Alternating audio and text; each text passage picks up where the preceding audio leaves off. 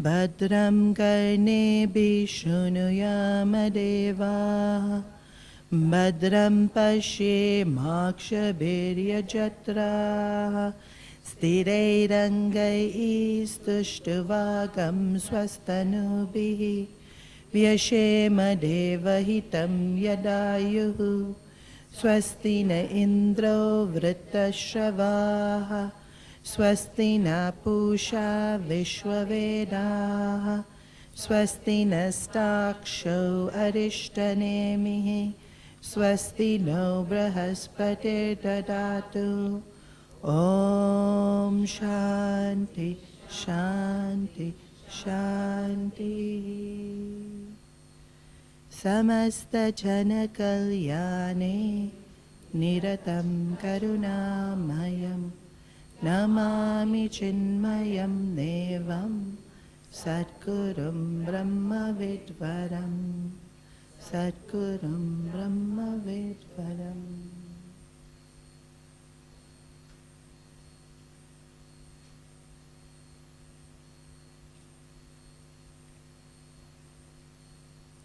If you watch Pujya Gurudev's videos, I think it's Kena Upanishad. He takes 1 full hour to describe how the student develops detachment and walks up to the Himalayas to find a guru. Doesn't know address. Doesn't know if he'll find. And in that whole process, the main quality is vairagya, detachment.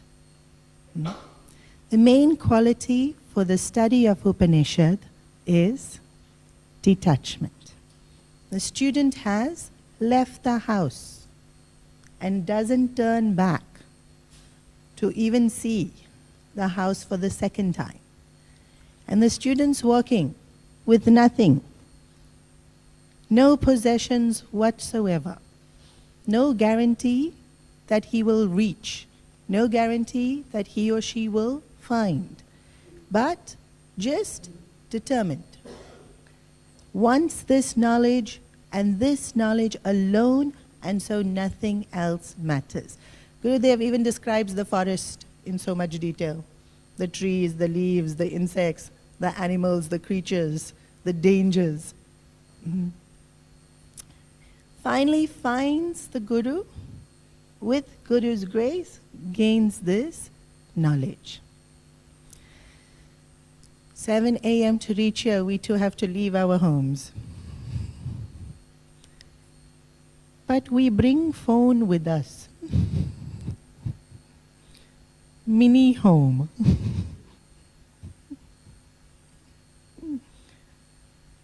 I should have given homework, no, yesterday? Come today's class without your phone. Many would have struggled to leave that phone home. If we leave, we go back. Arey, phone.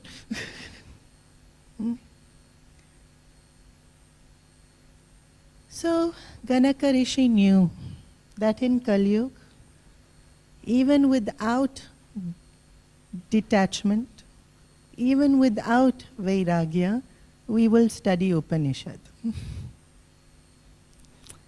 And so all these beautiful mantras telling us we are Brahman, we will nod and forget. And so the last few mantras are what we actually call mantras. Mantras are anything that the Rishi says is a mantra, right? But when we usually talk about mantras, we talk about the small, condensed, potent sound symbols that we use to do japa. So the first two have been given. Om Gan, Gan being the bij mantra.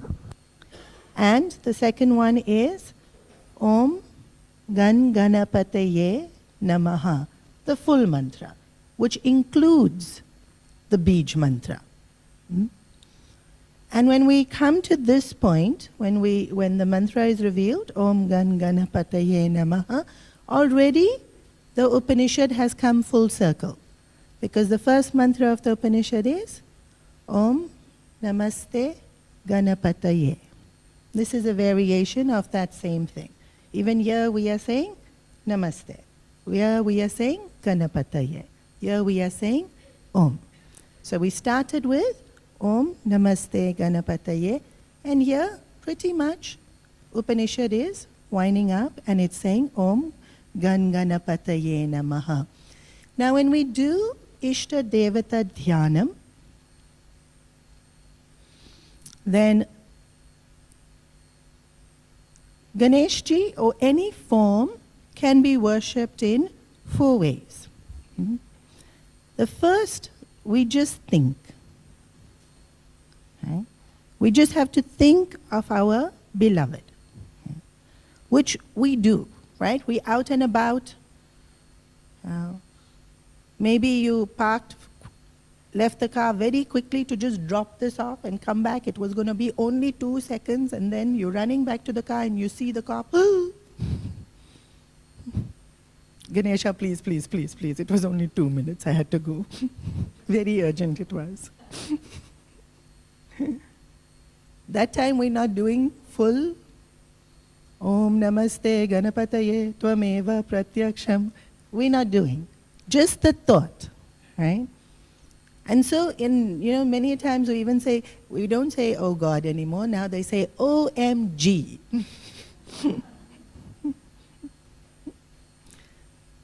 Just the thought. Actually, when we say that, half the time we're not even thinking of God. Although that's how it started. Then the second is mantra. We worship through mantra, these ones. Right? We've gotten 2. And one more is going to be the Gayatri. So in mantra section, I'm going to come back. I'll just do the ways in which we worship. Then the actual puja. So we need the shape. We need the form, which is going to be described now. How Ganesha looks, somebody didn't just decide that, oh, let him look like this. It's written how he looks.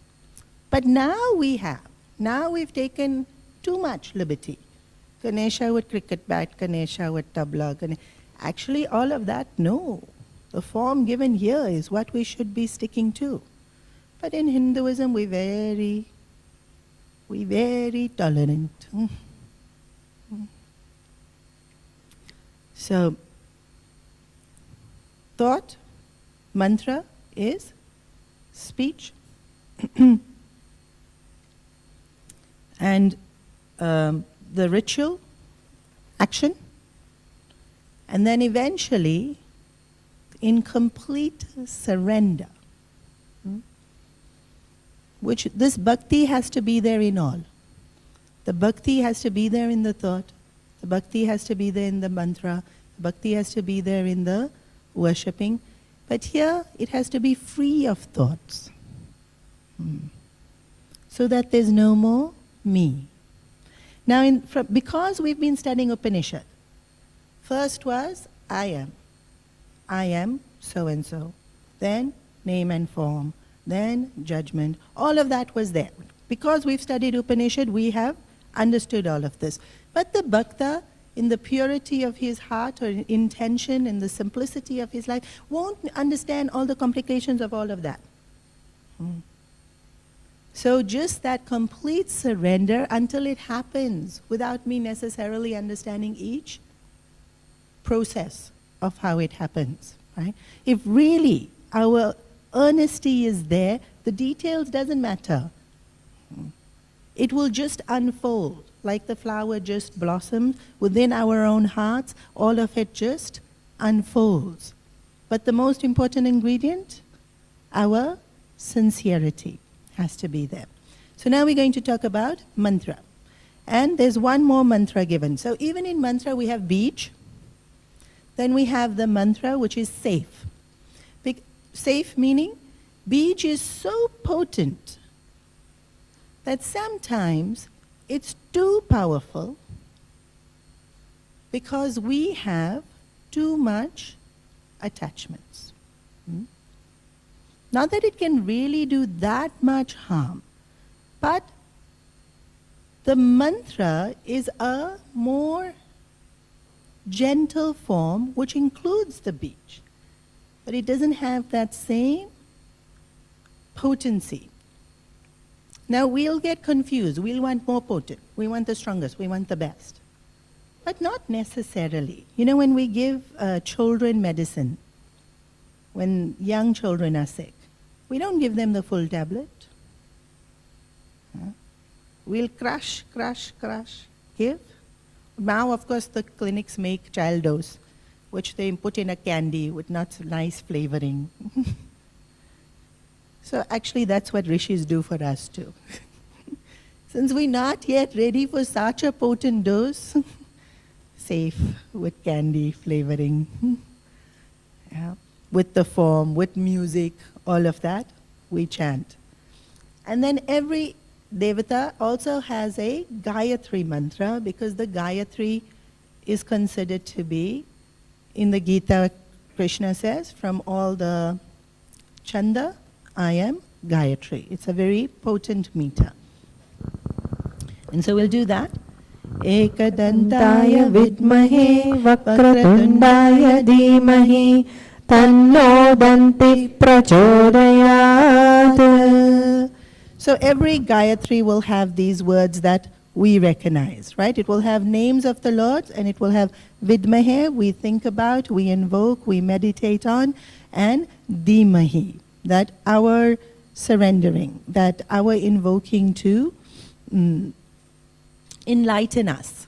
Right? Dhimahi is to bring intelligence, to bring brilliance, to bring that into our life. So different names will be used depending on which Devata. So here, because it's Ganesha, these three names are used: Ekadanta, Vakratundaya, and the where did I? Ekadantaya, Vidmahe, Vakratundaya. No, Danti. Danti is one task. So each of those names are specific to the elephant head. But I'll come back to elephant head, and I'm going to go back to mantra, the power of mantra. So a nice way that I have heard that mantra being, to explain how potent mantra is, today in the medical world we see that light doesn't necessarily have that much penetrative capacity. So this light shines, and it shines on our skin, but no more than our skin, right? It doesn't penetrate deeper. But we know that if we need to, we can go for an X-ray. So that light, which is general like this, can be treated, I don't like the word manipulative, but engineered to become radiation, and now it penetrates deeper. Same light. You and I can't see inside. But when we treat light in this way, it can go further in, and we can see further in. And now we know that light can go further in, and we can see even more details. Before the X-ray, you could just see the bones. Now we can see so many things in our body that we don't even know. We can see the muscles, we can see the tissues, we can see the neurons, we can see. So the light has been able to penetrate further, made more refined to go further, so that we can see more and more. So now, just as light can be made so potent, but it had to go through some kind of treatment. We can't just take sunlight and then X-ray, done. No, it had to go through, it had to be engineered to get into that potency that it can do that job. So our minds too. Our minds are brilliant. Our minds have so much capacity. Mantra makes it go deeper within to understand more and more. It penetrates, because right now we have conscious mind, subconscious mind, and we are only aware of conscious mind. We're not even aware. We might, if we've spent lots of time in introspection, we might be aware of some of the insecurities, some of the likes and dislikes, and how it's channelizing us, how it's depleting us, how it's making us prejudiced. We might have some inklings, or we may not. We may not be able to see it at all. But when the mind becomes more potent, because the mantra has this power to create the mind to be more single-pointed and to be more purified, but also the vibration itself of that mantra lends the mind to that energy which gives it the potential and ability to go deeper within ourselves. And so mantra goes into subconscious without us even trying. Whereas when we talk like this, we don't know what goes into subconscious and we don't know what doesn't go into subconscious. For example, sometimes we're talking with a person and we pick up a mannerism, not consciously. And then some family member of ours, some friend will tell us, why you keep doing this? Ever since you became friends with so-and-so, you suddenly want to be more angres.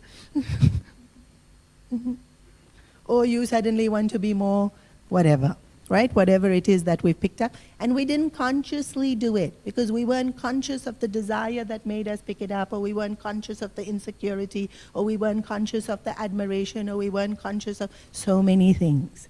So just like this, what goes into conscious mind, we're not controlling. What goes into subconscious mind, we're not controlling. Unless we have that level of awareness in the present moment that when something happens, we say no. And we don't allow it in. Which takes practice and practice and practice and alertness and alertness and alertness. So how to get into the subconscious mind? Because with our minds, conscious is only, they say with an iceberg, 1/3 is seen and 2/3 are not. Our conscious mind is less than the iceberg. It's barely 10%. Subconscious is most of who we are. Because remember, even all our previous lifetimes are in subconscious. If all our previous lifetimes are in subconscious, just how deep does it go? Now, if you watch these documentaries about Antarctica is North Pole, South Pole, Greenland, which one's not? Arctica. If you watch these documentaries on Arctica, they'll show you these icebergs that are as tall as mountains. As tall as maybe even the Himalayas. And as much as you can see inside, times 2 is, as much as you can see outside, times 2 is inside, that we can't see. And imagine, they are as tall as the Himalayas. And right now, with the way the planet is and global warming, they are crushing. They are literally tumbling down. Literally. Our mind. So deep it goes because it goes into lifetimes.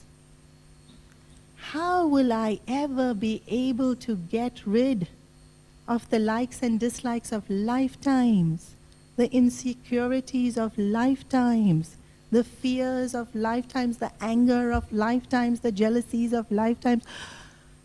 It will take lifetimes. No. mantra. Mantra goes into the subconscious and is so incredibly potent that, like those icebergs, it just crumbles. All the mala is cleansed. The potency of a mantra will do its work without us knowing it's doing its work. But we will feel the effect. And the effect that we will feel is a deeper connect to the Lord. The effect that we will feel is more confidence in able to deal with the situations and challenges that come into our lives. The effect that we will feel is we slowly start to be able to let go. I left the phone at home. I'm about to go out with the family for dinner and I think, oh, my phone. Okay, I don't need it. How did I get there? I won't even know. Just I have to sincerely chant the mantra because the potency of it in its sound will work. Yeah? And then when we do it with devotion and sincerity, it will work even more. Which mantra? All mantras will work. But in the Vedic tradition, the ones that we find in Upanishad is given a higher status. The status is given is Veda mantra, then stotrams, then Nama Sankirtan. Hierarchy in terms of potency and effectiveness of the mantra. Not because it's status, but because it is the science. Right? The ones that come in the Upanishad are revealed straight from the rishis. Whereas Nam Sankirtan, very often we all just make up. String a lot of names together and we sing the glories of the Lord. It's also extremely powerful because the name of the Lord is extremely powerful. But in terms of the potency, ones that are revealed by the rishis and given to us in the Upanishads are considered to be Veda, more sacred. So these three mantras are given of Ganeshji. Right? We've got the bij, we've got the proper japa mantra, and we've got the Gayatri Mantra. And now when we want to worship, right? Because it was thought, it's mantra, and it's puja. And even in puja, we use a lot of mantra. It's not that we do, well, how else do we do the puja? There's a mantra for everything, every single step. And so puja involves all the mantras. It's just that it gives us something to do with our hands, gives us entertainment for the eyes because we're looking at the cute form of Ganesha, has agarbatti, so we can smell the agarbatti and feel that, yes, I am in puja. It gives us a lot more to focus on, which we need. Our mind needs all those different stimulations to be able to focus on, because when we sit and we close our eyes and we just try to do japa, after 2 minutes we'll say, but the mind is wandering. But if I'm looking at a pretty picture of Ganesha, I think, oh, this is really nice. He looks really cute here, and I'll spend a little bit more time looking at the image. Again, likes and dislikes kick in, right? And so I like, and so then I'm going to do for longer. So since anyways the impurities are there, and since anyways the likes and dislikes are there, let's use it to our advantage and let's do a form that we like and let's look at it for longer and let's purify the mind at looking at the form of Ganesha. So now how does he look? Ekadantaya ekadantam chaturhastam pashamankushadaranam radam chavaradam hastai bipranam moshakadvajam raktam lambodaram shurpakarnakam raktavasasam raktagandhanuliptangam raktapushpai supujitam bhaktanukampinam devam jagatkaranamachyutam avibhutam tashishtadau prakrite purushat param Evam dhyayati yo nityam sayogi yoginam varaha. So this is how Ganeshji looks. And we are familiar with it, right? We are familiar with the form. So he has Ekadantam. We know he has one task. He has 4 hands, and in his hands, actually this is where most of the variation takes place, because we all know the elephant face, we know the trunk, we know the tusk, we know the big belly, we know the mouse. Usually these are all there. But now what we see in the pictures of Ganesha, what's he holding in his hands? Just about anything he's holding in his hands. Guitar he is holding in his hand. As per Upanishad, what is he holding in his hand? Pasha. Pasha is the noose of Yamraj. You know, cowboys? That's exactly what the noose is for. For who? For us.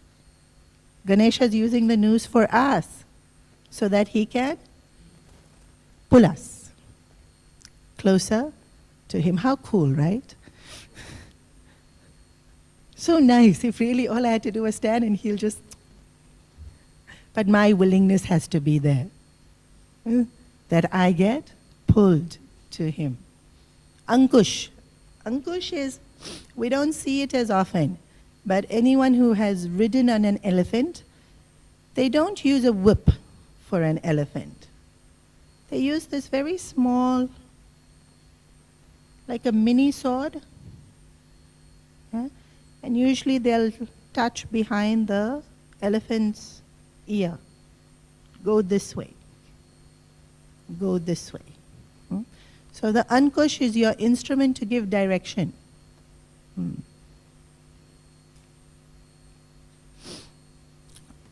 Who is it for? Us. But why Ankush? Not because he's an elephant. Because that will be our obvious thing, right? It's used for elephants, he's an elephant, so he has an Ankush. No, he's not using it on himself. He's using it on? So why they need to use this on elephants? Because elephants are very thick-skinned.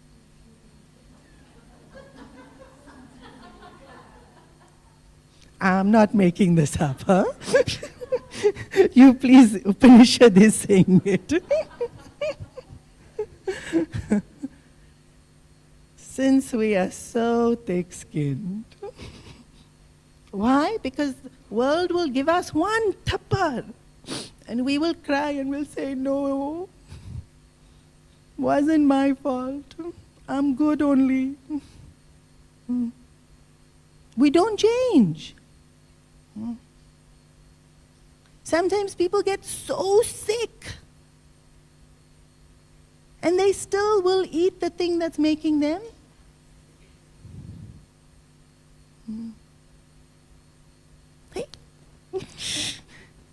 So he has to use. Then he has laddu. This is our favorite thing about Ganesha, right? We totally understand him. Maybe we don't like laddu, but we like chocolate, we like gulab jamun, we like pudding, we like... moksha can't be depicted. Only thing that can be said that it's sweet. In English we use this also, right? Somebody says, I'm getting a grandchild, sweet. I got a new job, sweet. We don't use it so much here in Singapore, more in London, but I'm sure you've heard it. As a response to something, we say, something that's good that's happening in our life, the response to it is sweet. Even in our tradition, our kids getting married, we distribute. We have baby, we distribute. Happiness is associated with sweet. Why is Ganeshji holding laddu? Because that's the promise. Maybe it's also the carrot to dangle in front of us to do our sadhana. But it's the promise. You know, when they want to make animals work, they put the carrot and they put it on a stick. So the animal never gets it, which is actually quite cruel. Maybe at the end of the day they give it to the animal. But that's not what Ganesh is doing, huh? The minute we think of him, we already got sweet. When we fill our heart with love for Ganesh, already we get it. It's not like it's dangling there. Already we feel. Already, even if we're just singing this, even if you've sung this a few times and you already know it, and when you know the meaning of this and we're singing, Tvameva pratyaksham brahmasi, Tvameva kevalam kartasi, even then your heart gets so full. So this hand is fruit. I mean, it's the essence of what we are, it's the essence of what we want. Even in Lord Vishnu, right? It's the lotus. It's the goal of life, moksha. Here it's laddu, goal of life, moksha. And then the last hand, here it is said, he's holding his tusk. And it's in a mudra. So he holds it with the tusk is here. Or it's blessing. Both are given. In this Upanishad, this description is given, but in other Upanishads, the description is given that the hand is just, This is called Abaya Mudra. Fearlessness.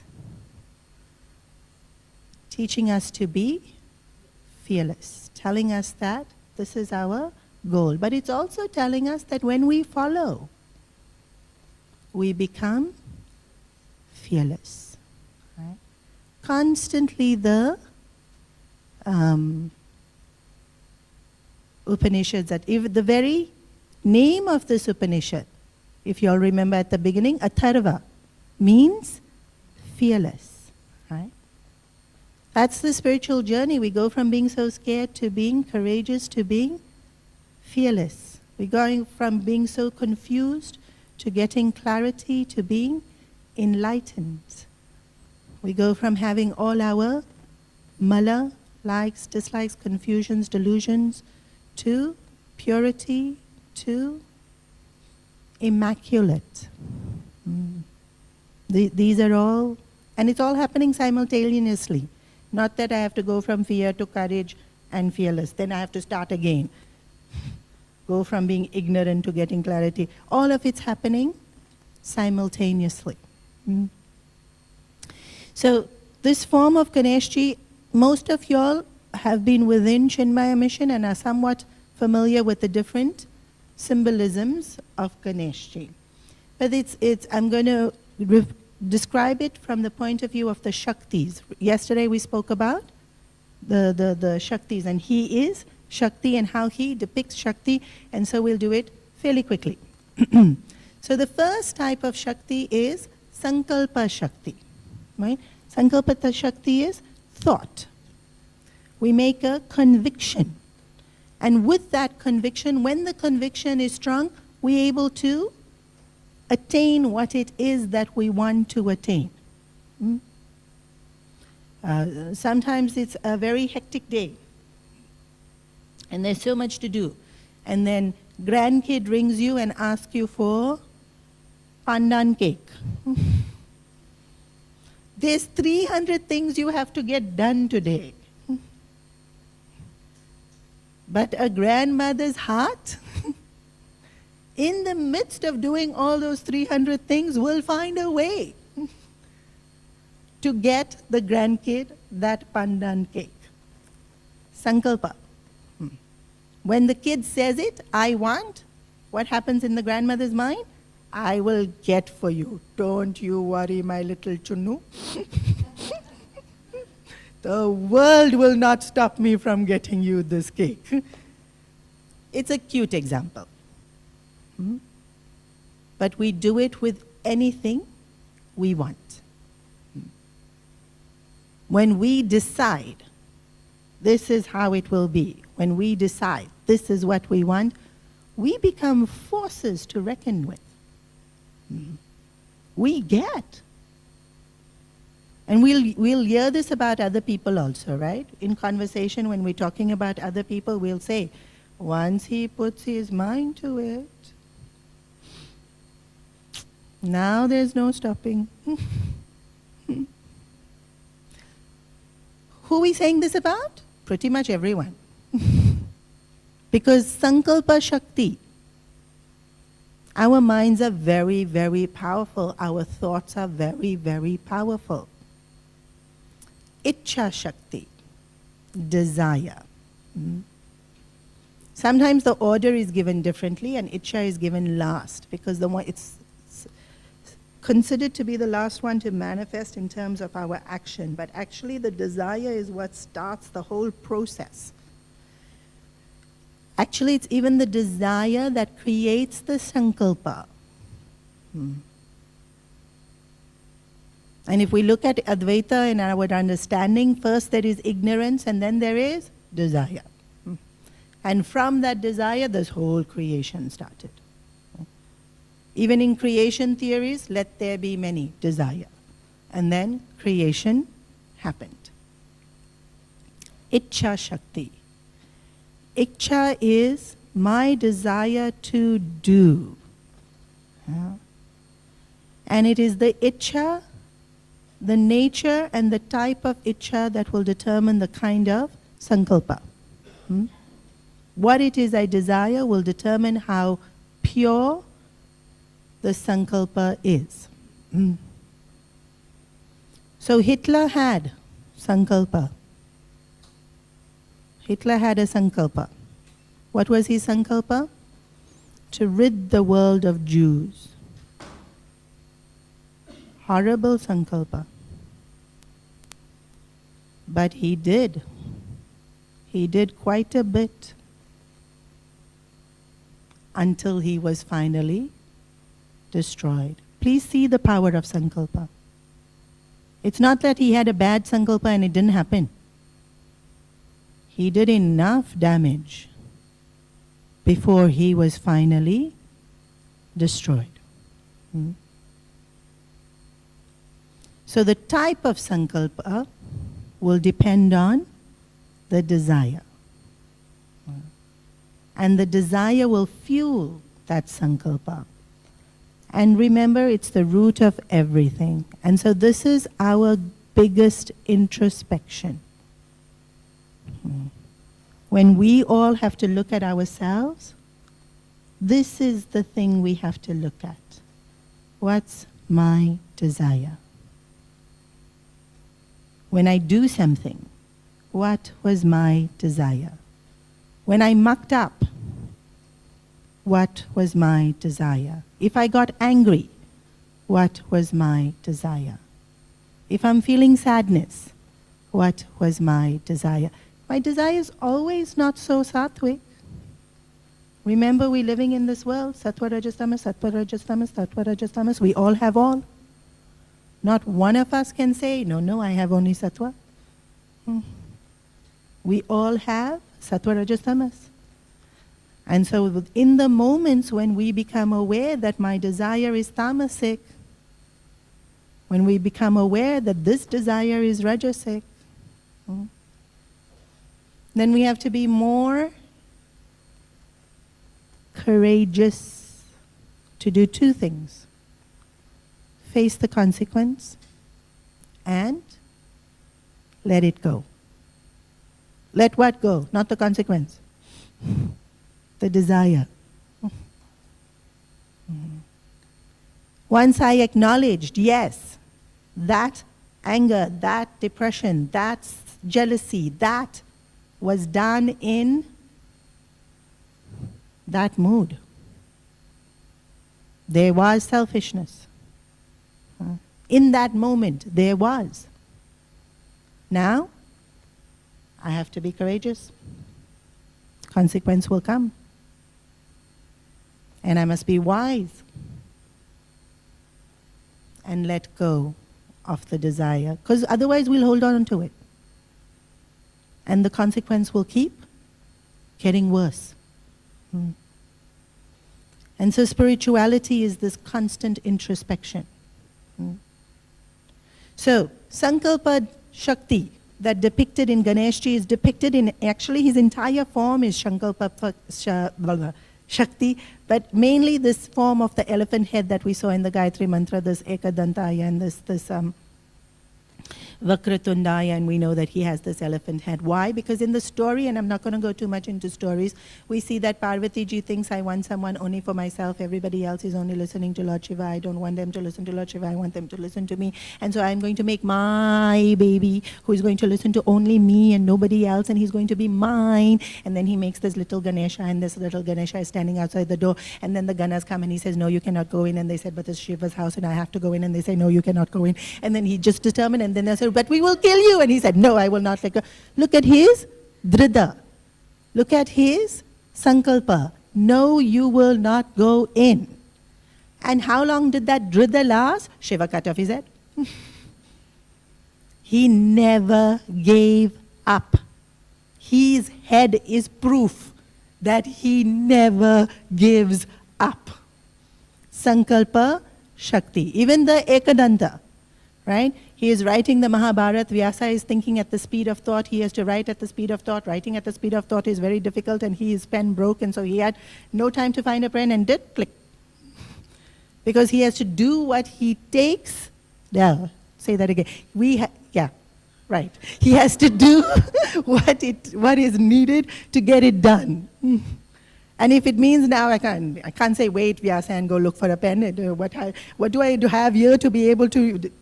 Whatever it takes, but I get it done. That is Sankalpa Shakti. And this is Ganesha's head. It's showing, it's like loud and clear. He is Sankalpa. And even when we have a Sankalpa, it is him. Because remember, the whole Upanishad is Tvam. So even my Sankalpa Shakti, the strength, maybe the Sankalpa is not so good. So the strength of the Shakti is Tvam. Then he is Icha Shakti. Actually, he is not Icha Shakti. This mouse. Even here it's said. Here it's not said an actual mouse. Here it is said a flag of a mouse. Because actual mouse eats everything.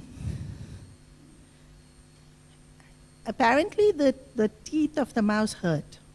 I don't know if this is true. Some vet said. And you know how like when children are teething, they have to keep biting. So this bichara mouse, it's hurting. So it will bite.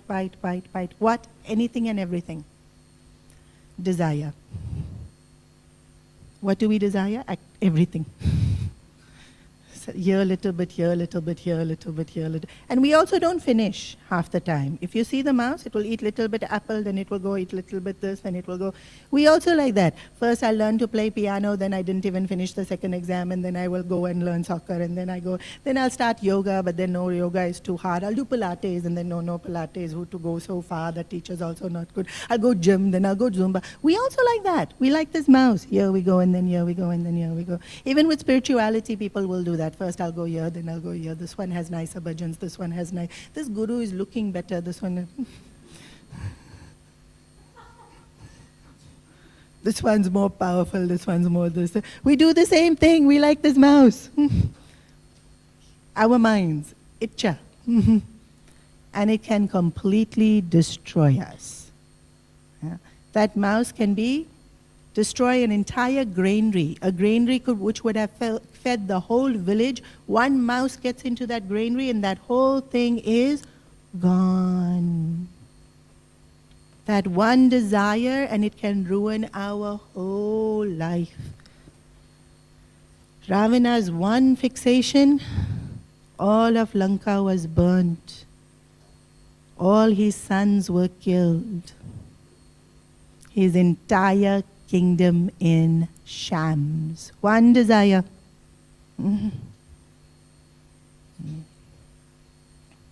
But Ganeshji's mouse, no such masti is allowed.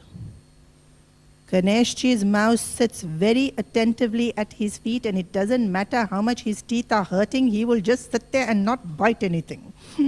Until Ganeshji says yes.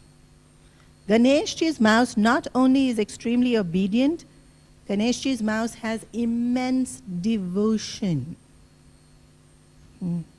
For those of you who haven't read it, the book Gajamukha Sura, Boogie Woogie Ganesha. The mouse has immense devotion to Ganesha. And so why isn't he moving? Because he's looking at the Lord with awe. If the Lord actually manifests in front of us, would we look at the Lord with awe? Don't be so sure. Because Krishna appeared in front of many people and they didn't. Before the Mahabharata war takes place, Krishna gives Vishwarupa Darshan in Hastinapur in the court to Bhishma, Drona, Duryodhana. Duryodhana got Vishwarupa Darshan before Arjuna, huh?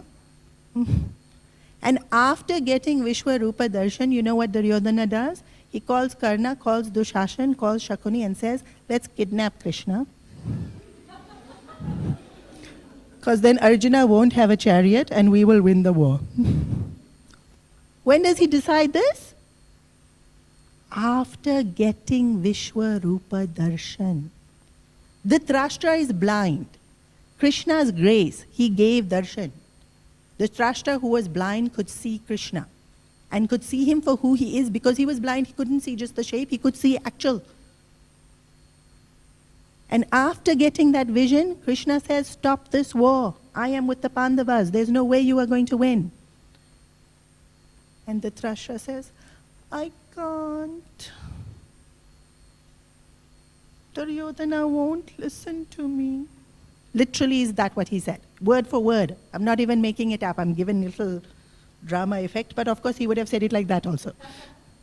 As if he would tell Krishna, I can't. He felt so helpless. When you and I get darshan, are we going to be looking with awe like the mouse and be under check and no other desire is going to feature because we want only the Lord? Or are we going to be like Kauravas and not understand? Ichcha Shakti, when turned to the Lord with purity and surrender, is a force that will never be destroyed. Ichcha Shakti is a force, but it gets destroyed if it's not turned to the Lord. Ravana did lots of havoc before he was killed. Hitler did lots of havoc before he was killed. It's still Shakti. You can't discount Shakti. It's still Shakti. They were still doing. They still accomplished what it is that they wanted to some extent. But then they were destroyed. But when the Ichcha, like that mouse, is only looking at Ganesha, will not indulge, will only look at Ganesha, that Ichcha becomes Ganesha's force. That mouse not destroying everything is Ganesha's force. Our mind, when we don't destroy ourselves, is Ganesha's force. It will have force. Even without Ganesha there, it will have force. With Ganesha there, that force is safe. Without Ganesha there, dangerous. Because it's power and we don't know how to control it. Ichcha Shakti. Sankalpa Shakti, Ichcha Shakti, Vichara Shakti, or Jnana Shakti. This is Ganesha's eyes. Maybe this symbolism you haven't heard. Why is eyes Vichara Shakti? Well, we say, no, I see. But actually, it is through our observations that we learn. Even when we close our eyes to meditate, we are observing our mind and we learn about ourselves. Even when we look at the world at large, we are observing how the world works. We put this masala with this sabji, and we observe, tastes good. When we observe attentively, we will understand more. True for the world, true for us. More important for us. But also important because in Vyavaharic living we need to understand the world also. Right? Today we have all these gadgets because somebody sat and observed all the principles of physics and chemistry and biology and science, and so we have so many cures to so many diseases. Somebody observed, put this medicine in and this is the way the body reacts. Put this much electricity and then you can have so much more light. So we observe. Vichar Shakti is the power of observing to understand. Right? Again, Ganesha's head we know, Buddhi Data, Vichar, thinking. All our life, what helps us to be who we are and deal with all the things we deal with is Vichar, our thinking. Then Bhava Shakti, our feelings. We say, right? We need to do things with bhav, emotions. Arjuna was a really good warrior, very good warrior, extremely skilled warrior. He had everything going for him. He spent 12 years preparing for that war. 12 years he spent preparing for that war. On the morning of the war, after being so prepared, he had Sankalpa Shakti. He said, he made vow. He told Yudhishthira, I will win this war for you. He makes a vow. So Sankalpa Shakti is there. He wants to fight because 12 years he's prepared. Ichcha Shakti is there. Vichara Shakti, he knows how to fight. He knows all the divine astras. Vichara Shakti is there. Morning of the war, Bhava Shakti, he has a breakdown.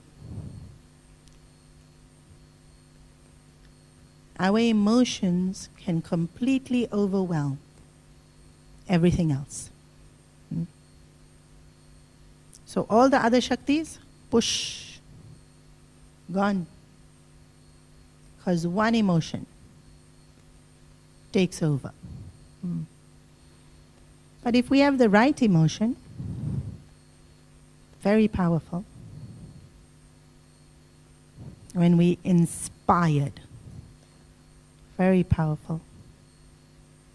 When we have devotion, very powerful. Even anger in righteous ways. Any emotion directed in the right way. But when it overwhelms us and we're no longer able to think clearly, gone. Then we should leave. Go sleep. Wake up next morning with a clear, fresh head. And it will be there. Emotions will be there. It's part of our makeup.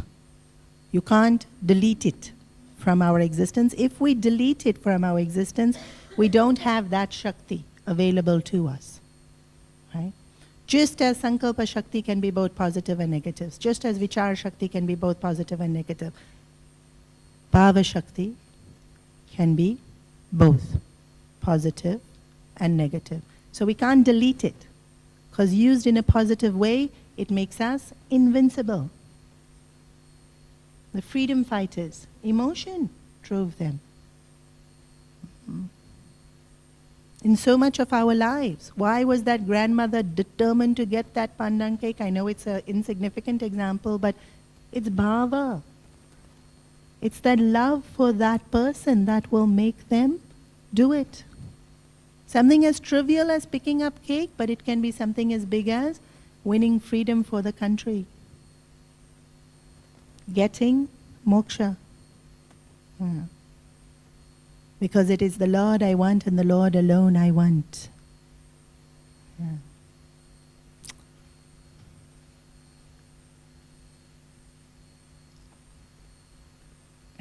So within the elephant, there's two tusks, which represents duality, which you'll have seen. You're all familiar with the symbolism. And Ganesha breaks the tusk, so it's oneness, right? Advaita. There's no duality. But the truth is we are living in duality. Our tusk is not broken. We keep going joy, sorrow, joy, sorrow, joy, sorrow. Failure, success, failure, success, failure, success. We keep going up, down. Praise, so nice. Insult, horrible. We keep going up, down, up, down, up, down. So in this, in between these two tasks, Ganeshji has this trunk. And again, you'll know the trunk is highly, highly, highly, highly, highly sensitive. It can pick up a needle. It can separate grass. And it is very strong. Same trunk. It's strong enough to hurl a lion. It has. We see in the jungles. What's this trunk? Our bhava. Sensitivity. Emotion, right? Sensitivity is a emotion. When somebody does something not nice, we say, that's very insensitive of you. Sensitivity is our feelings. Even how do we know what's the right thing to do? We do unto others what we would have them do unto us. How do you feel? That's the first thing, right?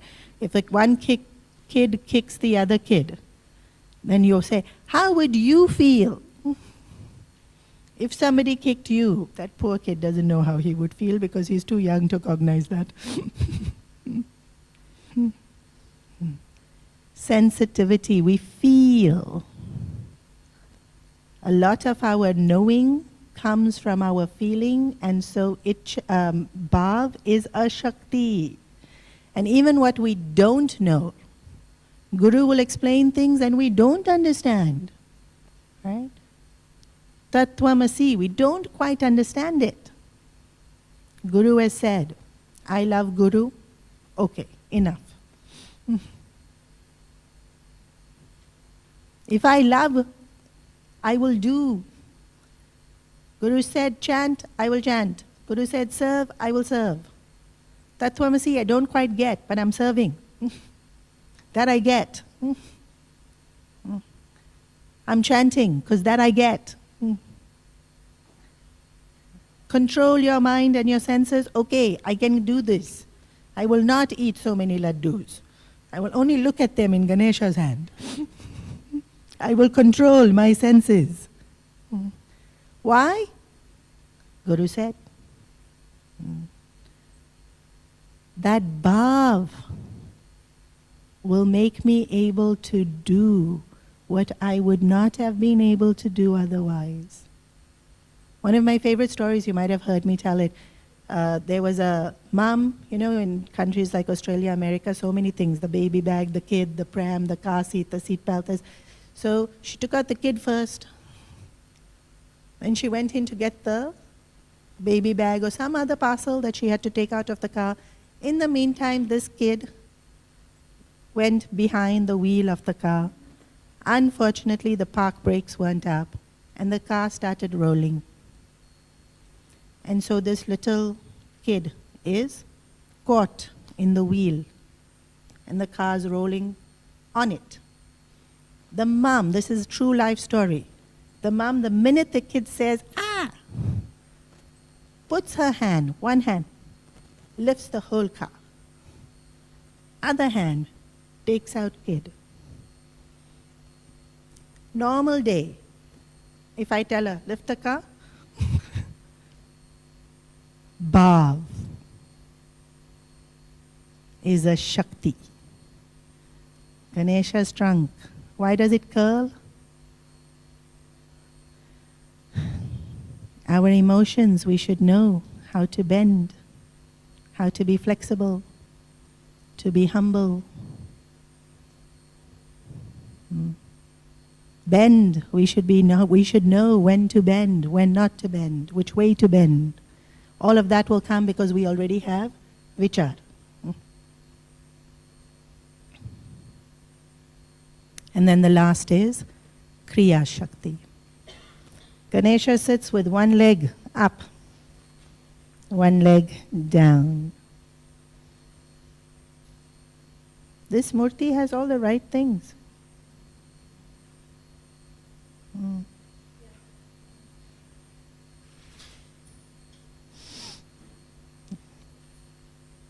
One leg's up, one leg's down.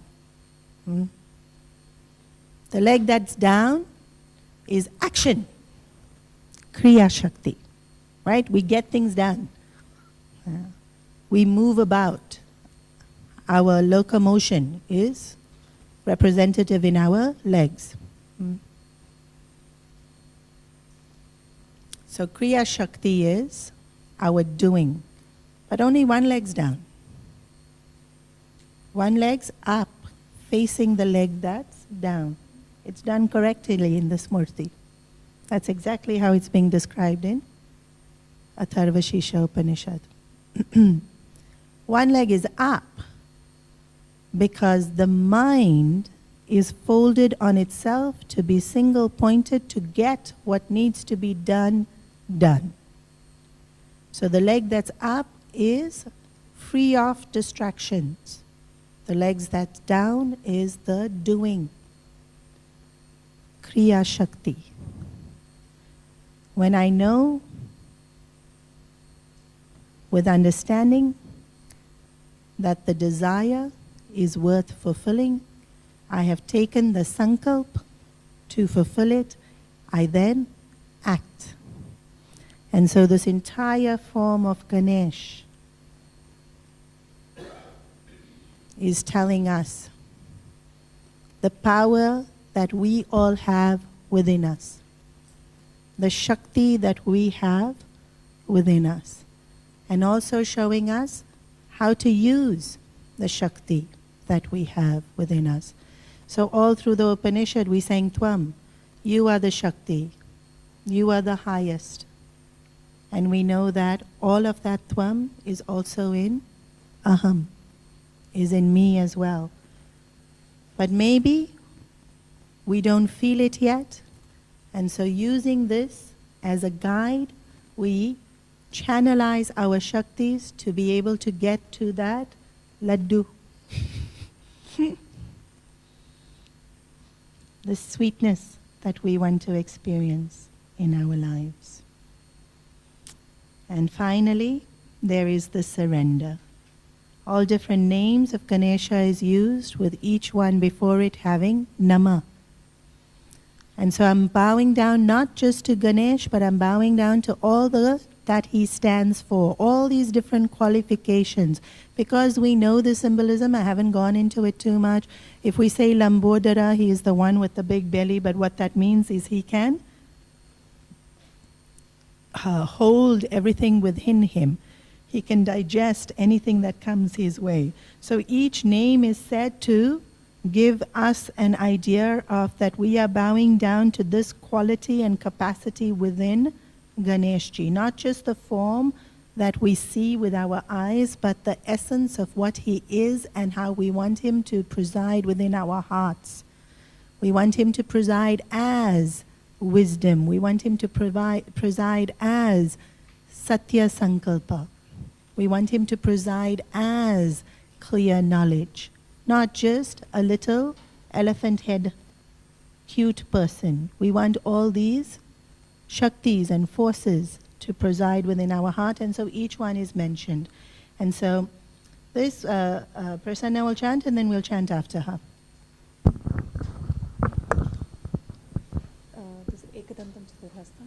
Namo Vratapate.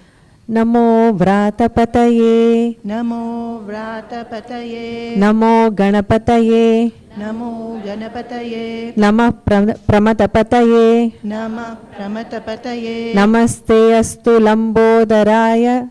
Namaste Astu Lambodharaya. Ekadantaya. Ekadantaya. Vignanashine. Vignanashine. Shivasutaya. Shivasutaya. Shri Varadamurtaye Namaha. Shri Varadamurtaye Namaha. Some versions it's just Varadamurtaye Namaha. That's okay. Shri is just a term of respect. These are all names of Ganesha, and like I said, it's our surrendering. The entire Ganapati Atharvasirsa is about me surrendering. You, my Lord, are infinite. Help me to be the same. You, my Lord, are compassionate. Help me to be the same. You, my Lord, are wise. Help me to be the same. You, my Lord, are detached. Help me to be the same. In each of these names, we see some beautiful aspect of Lord Ganesha, either related to some story which brings out a depiction in him, of him, or it just in its very symbolism. And Shiva Sutaya, usually he's known as a Parvatiji's son, definitely, but very more often I guess you hear Shiva Sutaya. And so in that story, we'll just conclude because the story was Shiva cut off his head and then I didn't finish it. Remember Parvati was saying, I want someone who's only mine. I want someone who's only mine. When our desires are self-centered, then that sankalpa and that ichcha will lead to destruction. Even if it's Parvati who has that selfishness, it will lead to destruction. And so Shiva cuts off his head. Shiva was not cruel. It's the law. It had to be done. But he is compassionate. Now he finds a head and he fuses it onto the body, and now Ganeshji is ours. Not mine. Ganeshji is ours. If he remained only Parvatiji's, what would we do? We wouldn't have Ganeshji. We don't understand that when the Lord does things, we don't understand the impact that it has. So many people will say, how can Shiva cut off his head? Because he was giving Ganeshji to all of us.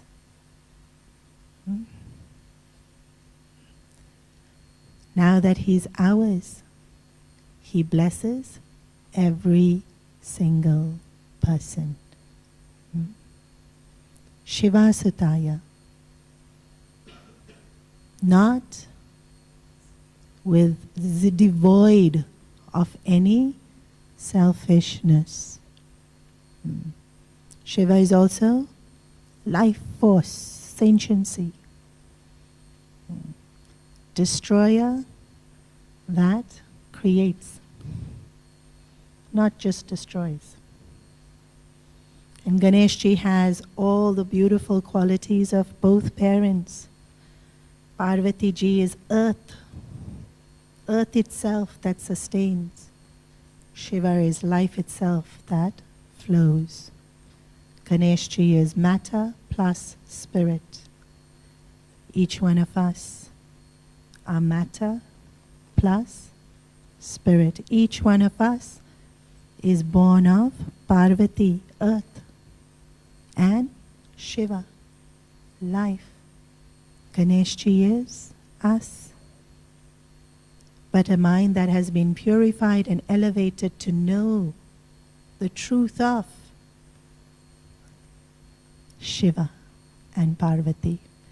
And so we too, using him as our guide, using him as our altar, if we surrender, we too will become Shiva Sutaya.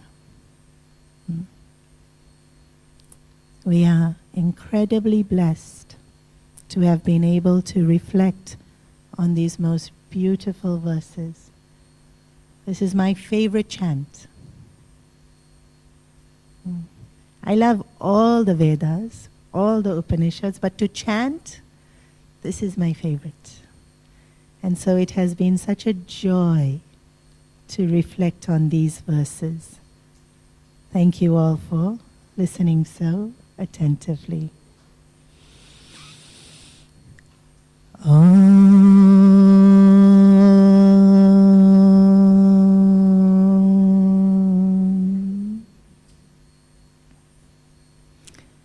Purnamada Purnamidam Purnat Purnamudachyate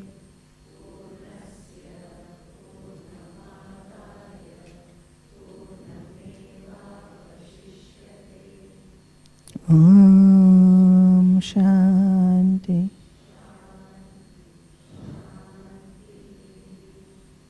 Hayam Shri Gurubhyo